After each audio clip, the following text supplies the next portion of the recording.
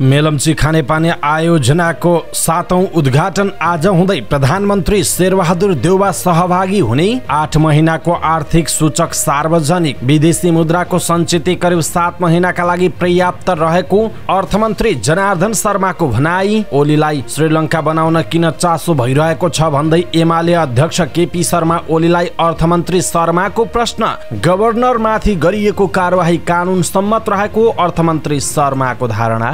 सरकारको इन्धन खर्च कटौती गर्ने अर्थ मन्त्रालयको प्रस्ताव। बिदाको दिन सरकारी सवारी प्रयोग नगर्ने। नेपाली कंग्रेसले चैतको 30 गते बोलायो केन्द्रीय कार्य सम्पादन समितिको बैठक। निर्वाचन आयोगले कंग्रेस नेता शशाङ्क कोइरालासँग माग्यो जवाफ। बेरुजु फर्स्टमा उत्कृष्टता हासिल गर्न गृहमन्त्री बालकृष्ण खाँडको आग्रह।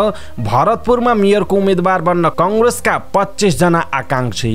गएको 24 घण्टामा थप 22 जनामा कोरोना भाइरसको संक्रमण पुष्टि। 46 जना निको भए। रूपन्देहीमा व्यवसायीले आफू खुसी बढाए इन्धनको मूल्य। यस वर्ष पाठ्य पुस्तकमा 2077 कै मूल्य लागू हुने। व्यक्तिगत श्रम स्वीकृतिको प्रक्रिया सहज बनाउँदै विभाग। सो घोषणा पत्र भने अनिवार्य। प्र्याक्टिकल एक्सनको सहकार्यमा एनएमबी बैंकले बाँड्यो 52,000 थान चुलो। 5 लाख रुपैयाँ घुस सहित मालपोत कार्यालय धनुषाका प्रमुख पक्राउ। चन्द्रगिरी हिल्सका महाप्रबन्धक शाहले दिए राजीनामा। शेयर बजार घट्ने क्रम अझै रोकिएन। नेप्से परिसूचक 44.64 अङ्कले घट्यो। सहबाज शरीफ बने पाकिस्तानको नयाँ प्रधानमन्त्री। इमरान खान सहित सबै सांसदले राजीनामा दिने पीटीआई को निर्णय। प्याट्रियोट्स कप क्रिकेटमा ब्लू बर्ड र एपेक्स विजयी। सी डिभिजन लिग फेरि सर्यो अब वैशाखको 9 गतेदेखि हुने। र समाचारको अन्त्यमा हेल्थ टिप्स अर्थात् स्वास्थ्यसँग सम्बन्धित जानकारीमा हामी मेटाबोलिजम बढाउने घरेलु उपायहरू के छन्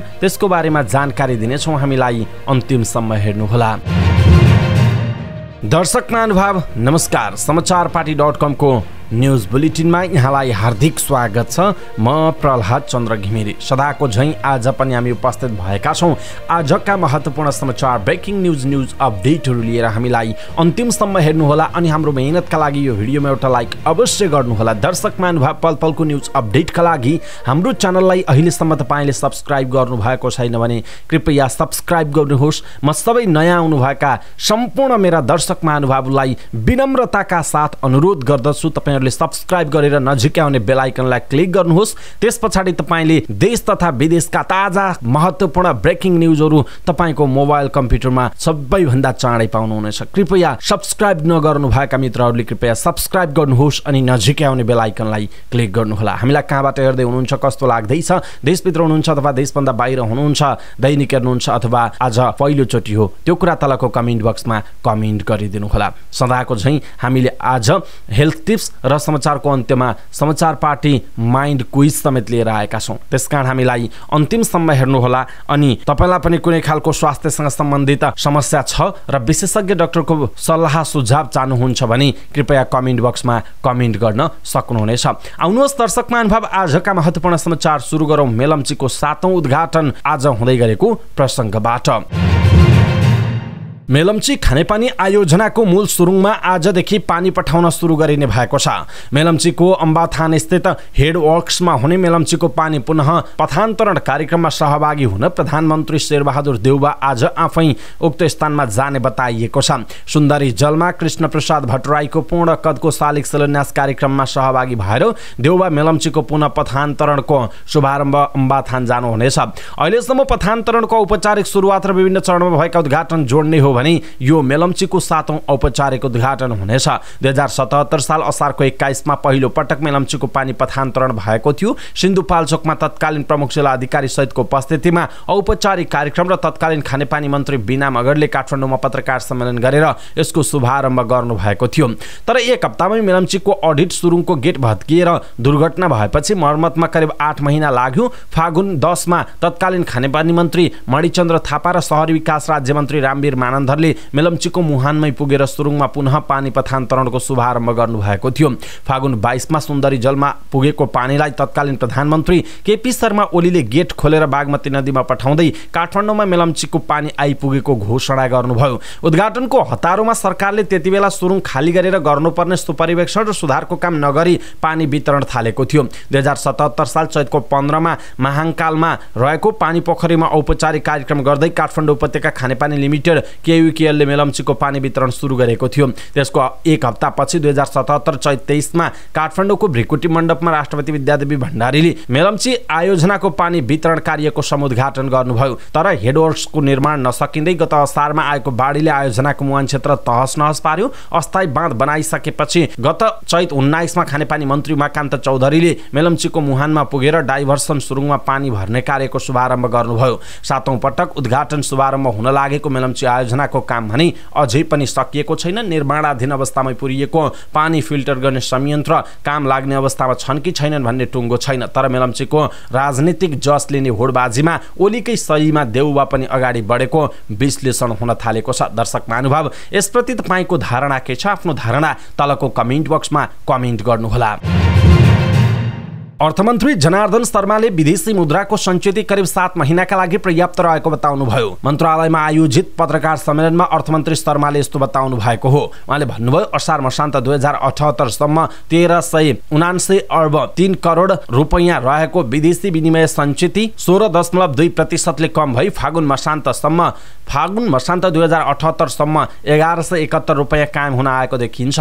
उक्त सञ्चित करिब 6.7 महिनाको वस्तु तथा सेवाको आय धन्न पर्याप्त रहेको देखिन्छ, अर्थमन्त्री शर्माले भन्नुभएको छ। अर्थमन्त्री जनार्दन शर्माले देश श्रीलङ्का बन्छ भन्नु अफवाह भएको बताउनुभयो। अर्थ मन्त्रालयमा आयोजित पत्रकार सम्मेलनमा मन्त्री शर्माले वृद्ध भत्ता समेत दिन नसक्ने भनेर गरिएको दाबी अफवाह मात्र भएको दाबी गर्नुभएको छ। एमाले अध्यक्ष केपी शर्मा ओलीले आइतबार मात्रै देश श्रीलङ्का हुने र सरकारले वृद्ध भत्ता समेत दिन नसक्ने दाबी गर्नुभएको थियो। अर्थमन्त्री शर्माले ओलीको नाम नलिइकिन भन्नुभएको छ, विदेशी पानी खाएर हुर्किएका केही नागरिकको कुरा सुन्ने हो भने वृद्ध भत्ता पनि दिन नसक्ने भन्न सकिन्छ। तर चुनावका लागि सबै तयारी गरेका छौँ, बजेटको व्यवस्था गरेका छौँ, जुन दिन चाहिन्छ त्यही दिन भुक्तानी दिने सुनिश्चितता गरेका छौँ उहाँको भनाइ छ। तर अफवाहहरूलाई जोडेर देश श्रीलङ्का हुन्छ भन्नेतिर लैजान खोजिएको भन्दै मन्त्री शर्माले भन्नुभयो, यो राष्ट्रघात हो, श्रीलङ्का बनाउन किन चासो भइरहेको छ, अचम्म लाग्छ उहाँको भनाइरहेको छ। यसैबीच अर्थमन्त्री जनार्दन शर्माले गभर्नरमाथि गरिएको कारबाही कानुन सम्मत भएको बताउनुभयो। अर्थ मन्त्रालयमा आयोजित पत्रकार सम्मेलनमा मन्त्री शर्माले छानबिन समितिको रिपोर्ट आएपछि धेरै कुरा प्रष्ट हुने बताउनुभयो। उहाँले भन्नुभयो, छानबिन गर्ने कमिटी बनाएका छौँ, यो रिपोर्टले धेरै जानकारी दिन्छ। समितिले काम गरिरहेका बेलामा गभर्नरमाथि लागेको आरोपबारे धेरै नबोल्ने उहाँले बताउनुभयो। कर्जा प्रवाहको लक्ष्य 19% राखेको भए पनि 32% पुगेको भन्दै उहाँले भन्नुभयो, समयमा नियन्त्रण गर्न आवश्यक हो कि होइन भनेर काम गर्ने राष्ट्र बैंकले हो। अनुत्पादक क्षेत्रमा भएको कर्जा प्रवाहबारे आफूले पटक पटक चासो राख्दा पनि सुनवाई नभएको उहाँले बताउनु भएको छ। अर्थमन्त्री जनार्दन शर्माले सरकारी प्रयोजनमा हुने पेट्रोलियम पदार्थको इन्धन खर्च कटौती गर्ने प्रस्ताव मन्त्री परिषदमा पुगेको बताउनुभयो। अर्थ मन्त्रालयमा आयोजित कार्यक्रममा अर्थमन्त्री शर्माले अर्थतन्त्रको सङ्कट तार्न सार्वजनिक बिदाको दिन सरकारी सवारी प्रयोग नगर्ने गरी प्रस्ताव गरेको बताउनुभयो। महँगा सवारीको आयात रोक्न पनि प्रस्ताव गरिएको अर्थमन्त्री शर्माले बताउनुभयो। सर्वसाधारणलाई पनि यस्ता इन्धनको प्रयोग घटाउन प्रोत्साहित गर्ने उहाँले बताउनु भएको छ। हामीले गरेको प्रस्ताव मुख्य सचिव ज्यूको समितिले अध्ययन गरिरहेको छ। उहाँले विप्रेषण आय बढाउने गरी वैदेशिक रोजगारीमा रहेकाहरूले लगानी गर्ने सञ्चित कोष बनाउने, आइपिओ र एफपिओमा कोटा दिने, रेमिटेन्स कम्पनीलाई वालेट प्रयोग गर्न दिने जस्ता प्रस्ताव गरेका छौँ। उहाँले भारतीय बजारमा पेट्रोलियम पदार्थको तस्करी रोक्ने र वैदेशिक लगानी ल्याउन हेजिङ लगायतका दीर्घकालीन निर्णय गर्ने पनि उहाँले बताउनुभयो। उहाँले आयात नियन्त्रणका लागि पनि कदमहरू चालिएको र आवश्यकता अनुसार थप चालिने बताउनु भएको छ। नेपाली कांग्रेसले आगामी चैतको 30 गते नेपाली कांग्रेसले भोलि केन्द्रीय कार्य सम्पादन समितिको बैठक बोलाएको छ। पार्टी कार्यालयका मुख्य सचिव कृष्ण प्रसाद पौडेलले एक सूचना जारी गर्दै चैतको 30 गते दिउँसो 2 बजे बस्ने गरी केन्द्रीय कार्य सम्पादन समिति बैठकमा पार्टी पदाधिकारी केन्द्रीय सदस्यलाई बोलाइएको बताइएको छ। बैठकमा स्थानीय तह निर्वाचन 2079 घोषणापत्र सम्बन्धी छलफल लगायतका विषयमा छलफल हुने बताइएको छ। निर्वाचन आयोगले चुनाव खर्चबारे दिएको अभिव्यक्तिलाई लिएर नेपाली कांग्रेसका पूर्व महामन्त्री डाक्टर शशाङ्क कोइरालासँग जवाफ मागेको छ। कोइरालाले हालै मात्र 2074 को प्रतिनिधि सभा चुनावमा 6 करोड भन्दा बढी खर्च भएको अभिव्यक्ति दिनुभएको थियो। आयोगमा पेश गरेको विवरणमा भने 21,75,000 मात्र उल्लेख रहेको भन्दै आयोगले के कसो भएको हो 7 दिनभित्र जानकारी दिन कोइरालालाई ध्यानाकर्षण गराइएको आयोगले जनाएको छ। यस्तै 26 चैतमा काठमाडौँको भ्रिकुटी मण्डपमा भएको सभामा निर्वाचन आचार संहिता उल्लङ्घन भएको भनेर उजुरी आएको भन्दै आयोगले के कसो भएको हो भनी 3 दिनभित्र आधार प्रमाण सहित चित्तबुझ्दो जवाब दिन एकीकृत समाजवादी पार्टीलाई पनि भनेको बताइएको छ। गृहमन्त्री बालकृष्ण खाँडले बेरुजु फर्च्युटमा उत्कृष्टता हासिल हुने गरी मेहनत गर्न नेपाल सरकारका सबै निकायलाई आह्वान गर्नुभएको छ। गृहमन्त्री खाँडले बेरुजु फर्च्युटमा गम्भीर हुन र सबै आय व्ययलाई दुरुस्त गर्न पनि सम्बन्धित सबै निकायलाई सचेत गराउनुभयो। सशस्त्र प्रहरी बल नेपालका महानिरीक्षक शैलेन्द्र खनालको विदाईमा गृह मन्त्रालयमा आयोजित एक कार्यक्रममा बोल्दै उहाँले पुँजीगत खर्च गर्न नसकेर बजेट नै कोल्याप्स हुने अवस्था आउन नदिन पनि सबै सरकारी निकायलाई आग्रह गर्नुभयो। उहाँले पुँजीगत खर्चको व्यवस्थापन गर्दै जनतालाई प्रतिफल दिने गरी विकास निर्माणको काममा तीव्रता दिन जरुरी रहेको बताउनु भएको छ। गृहमन्त्री खाँडले भन्नुभयो सरकारका समग्र विभागहरूलाई बेरुजु फर्च्युटमा गम्भीर हुन बजेटलाई नियम सम्मत रूपमा खर्च गर्न र हर हिसाब दुरुस्त राख्नका साथै बेरुजु फर्च्युटमा उत्कृष्टता हासिल गर्न मेहनत गर्नुस् भनेर आह्वान गर्न चाहन्छु। हामी कहाँ बजेट बनाउँदाखेरि पहिलो त्यो घाटाको बजेट बनाएकै हुन्छौँ। विकास निर्माणको प्रतिफल जनतामा पुर्याउँछ। त्यस कारणले गर्दाखेरि हामीले भौतिक क्षेत्रमा गरिने खर्चलाई पनि व्यवस्थित गर्न जरुरी छ। खर्च गर्न नसकेर बजेट नै ल्याप्स हुने अवस्था नआओस् उहाँको भनाइ छ। गृहमन्त्री खाँडले नेपाल प्रहरी र सशस्त्र प्रहरी बल नेपालको बेरुजु फर्च्युट कार्यमा उत्कृष्टता हासिल गरेको भन्दै प्रशंसा समेत गर्नुभयो। कार्यक्रममा बोल्दै सशस्त्र प्रहरी बल नेपालका महानिरीक्षक खनालले आफू सेवामा अवकाश प्राप्त भए पनि देश र जनताप्रति सदा उत्तरदायी भएर काम गर्ने प्रतिबद्धता व्यक्त गर्नुभएको छ। भरतपुर महानगरपालिकाको मेयर बन्न कांग्रेसका 25 जना आकांक्षीले मनोनयन दर्ता गरेका छन्। 2 दिनसम्म आकांक्षी उम्मेदवारहरूलाई मनोनयन गर्न भनिएकोमा 25 जनाले मेयरमा र 24 जनाले उपमेयरमा नाम दर्ता गराएका छन्। मेयरको उम्मेदवार बन्नका लागि मनोनयन दर्ता गराउनेमा पार्टी केन्द्रीय सदस्य दिनेश कोइराला, पार्टीका निवर्तमान जिल्ला सचिव उत्तम जोशी, पूर्व सांसद जगन्नाथ पौडेल, महानगर सभापति चित्रसेन अधिकारी, भरत अधिकारी, शंकर कणेल, तारानाथ पौडेल, रामप्रसाद अधिकारी, विजय शर्मा भुषाल, वर्तमान उपमेयर पार्वती शाह ठकुरी रहनु भएको छ। यस्तै दीर्घमान श्रेष्ठ, नीलकण्ठ रिजाल, गौरी कुमारी श्रेष्ठ, मीना कुमारी खरेल, सुबोध प्रधान, शम्भु प्रसाद अर्याल, भरत गुरुङ र मिलनबाबु श्रेष्ठ, प्रकाश अधिकारी, प्राध्यापक डाक्टर केशव भक्त सापकोटा, टेक प्रसाद गुरुङ, राजेन्द्र डोटेल, डाक्टर सूर्यकान्त घिमिरे, हिरामणी अधिकारी र घनश्याम दवाडीले पनि नाम दर्ता गर्नु भएको छ। उपमेयरका लागि टकनाथ पौडेल, तारा गुरुङ, बुद्धिकान्त नेउपाने, लक्ष्मी लामिछाने, निरु कार्की, कल्पना पौडेल, देवेन्द्र गुरुङ, पूर्णबहादुर गुरुङ, राजीव नेउपाने, वीरेन्द्र केसी, भूपति दास सापकोटा, केदारनाथ बराल, रवि भद्र शर्मा खनालले नाम लेखाउनु भएको छ। त्यस्तै गरी निर्मल राज पौडेल, सुरवीर पोखरेल, महेन्द्र श्रेष्ठ, एलिसा अधिकारी, सूर्यनाथ अधिकारी, गीता गुरुङ, बिनु रायमाझी पौडेल, विजय घली, गौरा खरेल अधिकारी, भौजराज कौडाल र विदुर केसीले पनि उपमेयर बन्न दाबी पेश गरेको नेपाली कांग्रेस भरतपुर महानगरका सचिव कृष्ण बगालेले जानकारी दिनुभएको छ। गएको 24 घण्टामा नेपालमा थप 22 जनामा कोरोना भाइरस कोभिड-19 को संक्रमण पुष्टि भएको छ भने कसैको पनि मृत्यु भएको छैन। स्वास्थ्य तथा जनसङ्ख्या मन्त्रालयका अनुसार 3972 जनाको पीसीआर परीक्षण गर्दा 22 जना र 1172 जनाको एन्टिजेन परीक्षण गर्दा 0 गरी 22 जनामा संक्रमण पुष्टि भएको हो। गएको 24 घण्टामा कोरोनाबाट 46 जना निको भएका छन् भने हाल देशभर 568 जना सक्रिय संक्रमित छन्, जसमध्ये 544 जना होम आइसोलेसनमा छन् भने 24 जना संस्थागत आइसोलेसनमा छन्। कोरोनाका बिरामी मध्ये 21 जना आइसियु र 1 जना भेन्टिलेटरमा उपचाररत रहेको जनाइएको छ।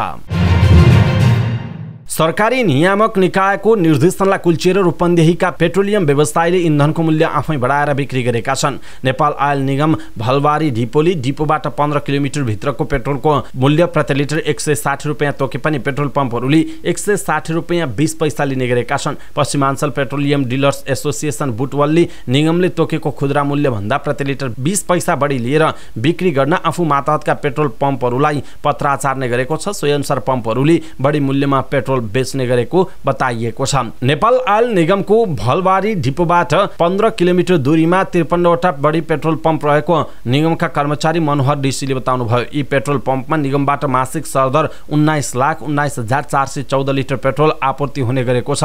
यस हिसाबले सबै पम्पको बिक्रीबाट मासिक 3,83,882.8 पैसा उपभोक्ताबाट बढी रकम असुलिएको देखिन्छ। डिपोका कार्यालय प्रमुख नवदीप पोखरेलले निगमले तोकेको भन्दा बढी मूल्य लिनु गैर कानुनी भएको भन्दै त्यस्ता पम्पलाई कारबाही गर्ने बताउनुभयो। अहिले डिपोमा निर्माणको काम भइरहेको र कर्मचारी कम भएकाले अनुगमन गर्न नपाइएको पोखरेलले बताउनु भएको छ। यस वर्ष पाठ्यक्रम विकास केन्द्रले विद्यालय तह कक्षा 1 देखि 12 सम्मको पाठ्य पुस्तकमा 2077 कै मूल्य लागू गर्न निर्देशन दिएको छ। केन्द्रले सूचना जारी गर्दै शिक्षा विज्ञान तथा प्रविधि मन्त्रालयले 2077 का लागि स्वीकृत गरेको मूल्य नै यथावत रहेको भएकाले सोही अनुरूप गर्न गराउन निर्देशन दिएको हो। केन्द्रले कक्षा 1 देखि 9 सम्मका 4 रङका पाठ्य पुस्तक र कक्षा 10 देखि 12 सम्मका पाठ्य पुस्तक संस्कृत धार समेतको पुस्तकको मूल्य विवरण अनुसार गर्न गराउन भनेको छ। केन्द्रले कक्षा 1 को मातृभाषा स्थानीय विषय बाहेकको जम्मा मूल्य 518 रुपैयाँ 4 पैसा, कक्षा 2 को मातृभाषा स्थानीय विषय बाहेकको जम्मा मूल्य 556 रुपैयाँ 8 पैसा, कक्षा 3 को मातृभाषा स्थानीय विषय बाहेकको जम्मा मूल्य 580 रुपैयाँ 8 पैसा, कक्षा 4 को मातृभाषा स्थानीय विषयको बाहेकको जम्मा मूल्य 602 रुपैयाँ 8 पैसा, कक्षा 5 को मातृभाषा स्थानीय विषयको बाहेकको जम्मा मूल्य 408 रुपैयाँ 1 पैसा तोकिएको उल्लेख गरेको जनाइएको छ। यस्तै गरी कक्षा 5 को मातृभाषा स्थानीय विषय बाहेकको जम्मा मूल्य बाहेकको 712 रुपैयाँ 8 पैसा, कक्षा 7 को मातृभाषा स्थानीय विषय बाहेकको जम्मा मूल्य 752 रुपैयाँ 4 पैसा, कक्षा 8 को मातृभाषा स्थानीय विषय बाहेकको जम्मा मूल्य 761 रुपैयाँ 3 पैसा तोकिएको जनाइएको छ। मन्त्रालयले कक्षा 9 को अनिवार्य सबै विषयको मूल्य 774 रुपैयाँ 4 पैसा, कक्षा 10 को अनिवार्य विषय सबैको 496 रुपैयाँ 5 पैसा, कक्षा 11 को अनिवार्य 3 विषयको जम्मा 270 रुपैयाँ 6 पैसा र कक्षा 12 को अनिवार्य 3 विषयको 323 रुपैयाँ 9 पैसा तोकेको जनाइएको छ। आगामी वैशाखको 1 गतेदेखि व्यक्तिगत श्रम स्वीकृति लिएर वैदेशिक रोजगारीमा जाने व्यक्तिले सो घोषणा पत्र अनिवार्य रूपमा भर्नुपर्ने भएको छ। वैदेशिक रोजगारीका नाममा भिजिट भिजा र व्यक्तिगत श्रम स्वीकृति लिएर गएका व्यक्ति अलपत्र पर्ने, ठगिने, सरकारले तोकेको भन्दा बढी शुल्क तिर्न बाध्य पारिने जस्ता प्रवृत्ति देखिएपछि वैदेशिक रोजगार विभागले सो घोषणा पत्र भर्नुपर्ने व्यवस्था गरिएको जनाएको छ। तत्कालका लागि Saudi Arabia, Qatar, Kuwait, UAE, Croatia, Albania, Poland, Romania, Slovakia, Hungary, Moldova र बेलारुसमा भिजिट भिसा तथा व्यक्तिगत श्रम स्वीकृतिमा जाने व्यक्तिले सो घोषणा पत्र अनिवार्य रूपमा भर्नुपर्नेछ। वैदेशिक रोजगारीमा व्यक्तिगत रूपमा जाने श्रमिकले श्रम स्वीकृति लिँदा नै सो घोषणा भर्नुपर्नेछ।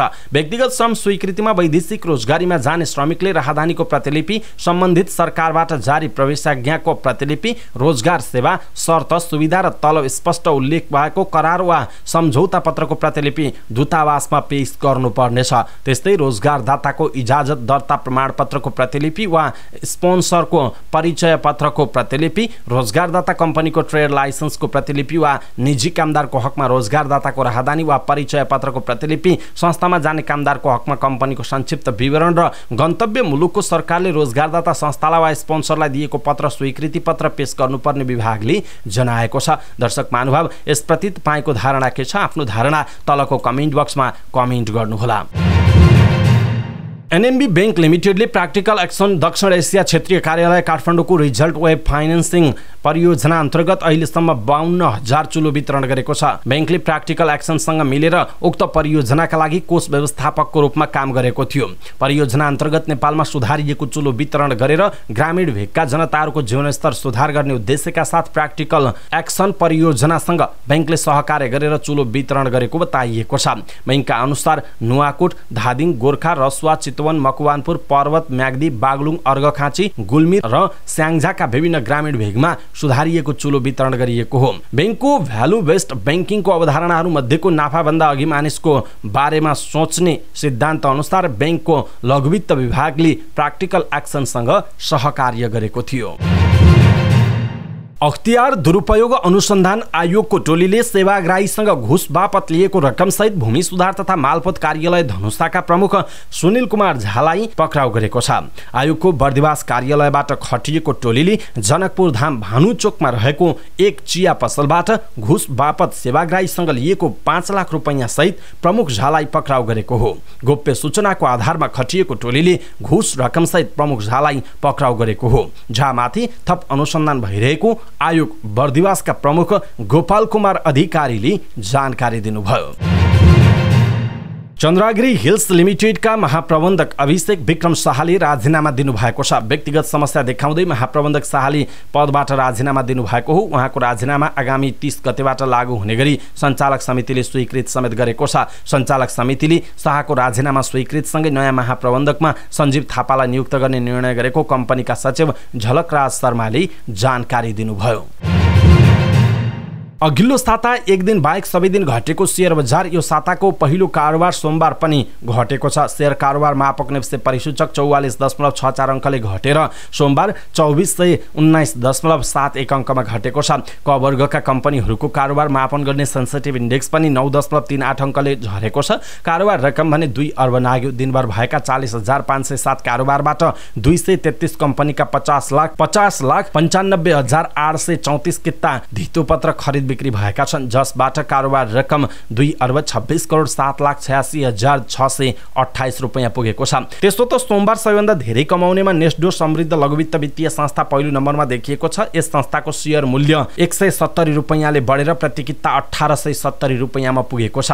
दोस्रो नम्बरमा देखिएको जाल्पा सामुदायिक लघुवित्तको शेयर मूल्य 44 रुपैयाँ 60 पैसाले बढेर 491 रुपैयाँ 10 पैसामा पुगेको छ। यसैगरी महालक्ष्मी विकास बैंक लिमिटेडको शेयर मूल्य 38 रुपैयाँले बढेर 1450 रुपैयाँ पुगेको छ। धेरै घट्नेमा इमर्जिङ नेपाल पहिलो नम्बरमा देखिएको छ। यस कम्पनीको शेयर मूल्य 111 रुपैयाँले घटेर 1001 रुपैयाँमा झरेको छ। त्यसैगरी राष्ट्र उत्थान लघुवित्त वित्तीय संस्था 151.90 रुपैयाँले घटेर 1380.10 रुपैयाँमा झरेको छ। धेरै घट्ने तेस्रो नम्बरमा देखिएको एनटिसीको शेयर मूल्य 70 रुपैयाँले घटेर 1060 रुपैयाँमा झरेको जनाइएको छ। पाकिस्तान मुस्लिम लीग ऐनका अध्यक्ष शहबाज शरीफ पाकिस्तानको 23औं प्रधानमन्त्री चयन भएका छन्। पाकिस्तान तहरिक ए इन्साफका अध्यक्ष इमरान खान विरुद्धको अविश्वास प्रस्ताव संसदबाट पारित भएपछि संसदले शरीफलाई नयाँ प्रधानमन्त्री चयन गरेको हो। शरीफलाई प्रधानमन्त्री बनाउने प्रस्तावमा संसदका 342 सदस्य मध्ये 174 जनाले मतदान गरेका छन्। प्रधानमन्त्रीका लागि पाकिस्तान तहरिक ए इन्साफका उपाध्यक्ष शाह महमुद कुरैशीले पनि मनोनयन दर्ता गरेका थिए, तर तहरिक ए इन्साफका सांसदले संसद नै बहिष्कार गरे। शहबाजले पाकिस्तान पिपुल्स पार्टी जमैत उलेमा ए इस्लाम एफ लगायतलाई समेटेर नयाँ सरकार बनाउनेछन्। प्रधानमन्त्री चयन भएका शहबाज पाकिस्तानका पूर्व प्रधानमन्त्री नवाज शरीफका भाइ हुन्। शहबाजले यसअघि पन्जाब प्रान्तको मुख्यमन्त्री भएर काम गरिसकेका छन्। पाकिस्तानका व्यवसायी समेत रहेका उनको स्टिल कम्पनी रहेको जनाइएको छ। पूर्व प्रधानमन्त्री इमरान खान सहित पाकिस्तान तहरिक ए इन्साफ पीटीआईको सदस्यहरूले नेशनल एसेम्बली राजीनामाको घोषणा गरेका छन्। साथै प्रधानमन्त्रीको निर्वाचन पनि बहिष्कार गरेका छन्। संसदीय दलको चुनावमा इमरानले भनेका छन्, हामी उनीहरूसँगै कहिले विधानसभामा बस्न सक्दैनौं। बैठकपछि सञ्चारकर्मीहरूसँग कुरा गर्दै पूर्व सूचना मन्त्री फवाद चौधरीले भने, हामी राजीनामा दिन्छौं र आजादीको लडाईँ लड्छौं, उनको भनाइरहेको छ। पेट्रियट्स कप अन्तर्गत कलेज टी20 क्रिकेट प्रतियोगिता अन्तर्गत सोमबार भएको खेलमा ब्लूबर्ड कलेज र एपेक्स कलेज विजयी भएका छन्। मुलपानी क्रिकेट मैदानमा भएको खेलमा ब्लूबर्डले गोल्डन गेट कलेजलाई 9 विकेटले हराएको छ। गोल्डन गेटले दिएको 97 रनको लक्ष्य ब्लूबर्डले 12.5 ओभरमा 1 विकेट मात्र गुमाएर पूरा गर्यो। ब्लूबर्डका लागि सचिन लेखकले अभिजित 60 रन बनाए। यस्तै दुर्गेश छेत्रीले 17 रनमा अभिजित रही। बलिङमा गोल्डन गेटका आशुतोष गिरैयाले 1 विकेट लिएका थिए। त्यसअघि टस जितेर पहिला ब्याटिङ गरेको गोल्डन गेटले 7 विकेट गुमाएर 96 रन बनाएको थियो। आशुतोषले सर्वाधिक 27 रन बनाउँदा रिजन ढकालले 17 रन जोडे। विश्वास श्रेष्ठ 14 र अन्जन कोइराला अभिजित रहेका थिए। ब्लूबर्डका विपिन आचार्य र सुभाष खत्रीले 2-2 तथा तिलक भण्डारी र दुर्गेश छेत्रीले समान 1 विकेट लिएका थिए। पहिलो जितपछि समूह एमा ब्लूबर्डले 2 खेलबाट 2 अङ्क जोडेको छ। पहिलो हारपछि गोल्डन गेटको पनि 2 अङ्क नै छ। त्यस्तै अर्को खेलमा एपेक्स कलेजले मोर्गन कलेजलाई 30 रनले हराएको छ। मर्गन टस जितेर ब्याटिङको निम्ति दिएपछि पहिला ब्याटिङ गरेको एपेक्सले 20 ओभरमा सबै विकेट गुमाएर 139 रन बनाएको थियो। यसरी 140 रनको लक्ष्य पछ्याएको मोर्गनले पुरै 20 ओभर खेल्दै सबै 10 विकेट गुमाएर 109 रन मात्र बनाउन सकेको थियो। शहीद स्मारक सी डिभिजन लिग सरेको छ। अखिल नेपाल फुटबल संघ एन्फाले सी डिभिजन लिगमा सहभागी क्लबहरूलाई पत्र लेख्दै लिग सरेको जानकारी दिएको छ। यसअघि चैतको 29 गतेदेखि सी डिभिजन लिग गर्ने एन्फाले निर्णय गरेको थियो, तर प्राविधिक कारणले गर्दा लिग सरेको र अब 2079 साल वैशाखको 9 गतेदेखि सञ्चालन हुने एन्फाले जनाएको छ। समाचारपाटी.com को न्यूज बुलेटिनमा अब पालो भएको छ समाचारपाटी हेल्थ टिप्स। समाचारपाटी हेल्थ टिप्स अर्थात् स्वास्थ्यसँग सम्बन्धित जानकारीमा आज हामी मेटाबोलिजम बढाउन के गर्नुपर्छ, घरेलु उपायहरू के हुन् भन्ने विषयवस्तुमा जानकारी दिनेछौँ। हामीलाई अन्तिमसम्म हेर्नुहोला अनि सबै नेपालीहरूमाझ पुर्याउनका लागि यो भिडियोलाई सक्दो सेयर गर्न नबिर्सिनुहोला। मेटाबोलिजमलाई सजिलो हिसाबले बुझ्नुपर्दा यो पेटद्वारा खाना पचाउने गति भन्ने बुझिन्छ। मेटाबोलिजममा समस्या आउनु, पेटमा समस्या आउनु हो। धीमा मेटाबोलिजम अर्थात् स्लो मेटाबोलिजम हुँदा भोक लाग्दैन, खाना सही रूपमा पच्दैन र कब्जियतको समस्या हुन्छ। यसका अलावा खराब मेटाबोलिजमको संकेत छाला र अनुहारको कान्तिमा पनि पर्छ। छालाको सुक्खता बढाउँछ, पिठ्युमा दाना आउने जस्ता छालाको समस्या बढाउँछ। यस्तोमा मेटाबोलिजम बढाउने उपायले यस्ता समस्या हटाउन सहयोग गर्छ। यस्ता 10 उपायका बारेमा हामी आज यहाँहरूमा जानकारी दिनेछौँ। दालचिनीको चिया पिउनुहोस्। दालचिनीको चियामा एन्टिअक्सिडेन्ट हुन्छ जसले मेटाबोलिक रेटलाई बढाउँछ र खाना पचाउन मद्दत गर्छ। दालचिनीले चिल्लो पचाउन र तौल घटाउन मद्दत गर्छ। बिहान सबैभन्दा पहिला र सुत्नु अघि दालचिनीको चिया पिउनु फाइदाजनक हुन्छ। अर्को हो घिउ सेवन गर्नुहोस्।